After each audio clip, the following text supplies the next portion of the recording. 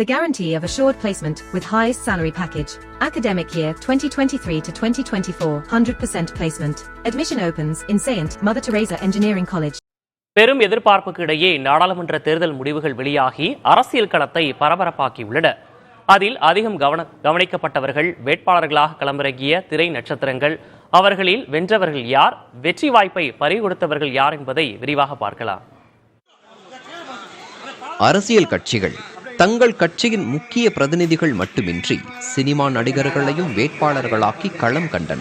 தமிழகத்தில் நடிகை ராதிகா சரத்குமார், இயக்குநர்கள் தங்கர் பச்சான், மு. களஞ்சியம், நடிகர் மன்சூர் அலிகான் என பிரபலங்கள் பலர் போட்டியிட்டனர். வேலூர் தொகுதியில் களமிறங்கிய மன்சூர் அலிகான் பலாப்பழம் சின்னத்தில் சுயேட்சையாக போட்டியிட்டார். விதவிதமான பரப்புரை உத்திகள் மூலம் வாக்காளர்களை கவர்ந்த அவர் இடையே உடல்நலக்குறைவால் பாதிக்கப்பட்டார். அதில் இருந்து மீண்டு வந்து தேர்தலை சந்தித்த மன்சூர் அலிகானுக்கு அதிர்ச்சியே மிஞ்சியது.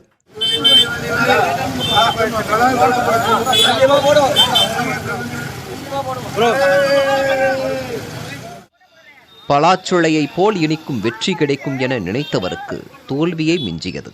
அதிலும் வெறும் 3 இலக்க எண்ணிக்கையிலேயே ஓட்டுகளை பெற்ற மன்சூர் அலிகான் படுதோல்வி அடைந்தார். நாடாளுமன்ற தேர்தலில் அதிக கவனம் பெற்ற மற்றொரு நட்சத்திர வேட்பாளர் ராதிகா சரத்குமார். விருதுநகர் தொகுதியில் பாரதிய ஜனதா கட்சி சார்பில் போட்டியிட்ட இவருக்கு கணவரும் நடிகருமான சரத்குமார் பக்க பலமாக இருந்தார். ஒரு காலத்தில் சித்தி என்ற டிவி தொடர் மூலம் பெரும் வரவேற்பை பெற்ற ராதிகா, உங்கள் சித்தியாக ஓட்டு கேட்க வந்திருக்கிறேன் என கூறியே வாக்கு சேகரித்தார்.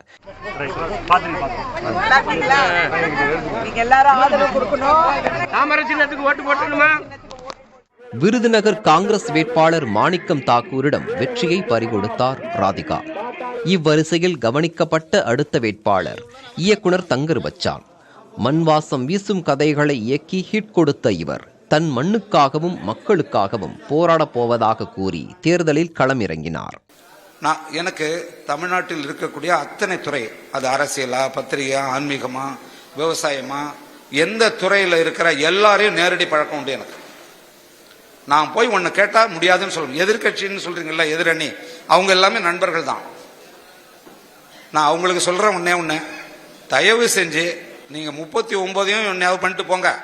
இது தங்கர் பச்சான் சொந்த சுயநலம் நினைக்காதீங்க. என் மக்களுக்காக கேட்கிறேன், இந்த ஒண்ணுலயாவது எல்லாரும் சேர்ந்து இந்த ஓட்டை போடுங்கடா சாமிங்களா.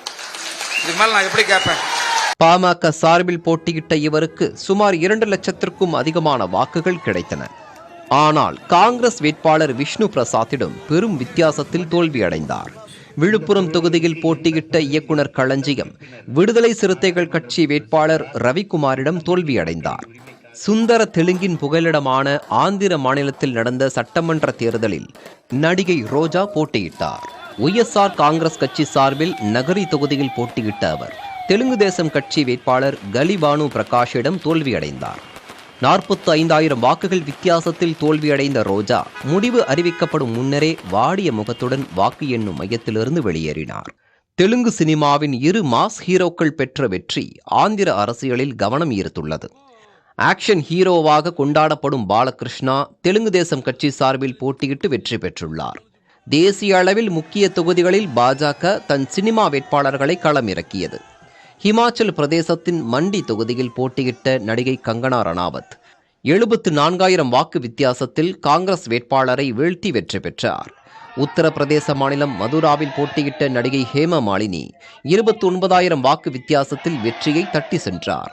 கேரள மாநிலம் திருச்சூரில் போட்டியிட்ட மலையாள நடிகர் சுரேஷ் கோபி 74,000 வாக்கு வித்தியாசத்தில் கம்யூனிஸ்ட் கட்சியின் வேட்பாளரை தோற்கடித்தார். பரபரப்பும் விறுவிறுப்புமாக நடந்து முடிந்தது 18வது மக்களவைக்கான வாக்கு எண்ணிக்கை.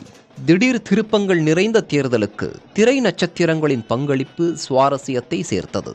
புதிய தலைமுறைக்காக Punitha Balaji. The guarantee of assured placement with highest salary package. Academic year 2023 to 2024, 100% placement. Admission opens in Saint Mother Teresa Engineering College.